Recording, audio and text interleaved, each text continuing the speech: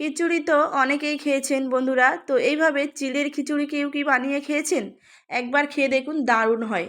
তো প্রথমে আমি 150 গ্রাম মুগের ডাল নিয়েছি আর 200 গ্রাম দেশি চিড়ে নিয়েছি। এই চিড়েটা একটু চাল চাল হয়, শক্ত হয়। তো আগে ডালটাকে ভালো করে ভেজে তুলে নেব, তারপর চিড়েটাকেও ভেজে ভালো করে তুলে নেব। তারপরে ওই কড়াইতে তেল দিয়ে সবজিগুলো ভেজে নেব। বিনস, আলু, মটরশুঁটি, গাজর আর দেব ফুলকপি। সবগুলো সবজি একে একে ভেজে তুলে নিতে হবে। সবজি ভাজা হয়ে গেলে ওই কড়াইতে ডালগুলো দিয়ে সিদ্ধ করতে দেব, 1 লিটার জল দেব। তারপর চিড়েটা ধুয়ে রেখে দেব। তারপরে দিয়ে দেব আদা গ্রেট করা।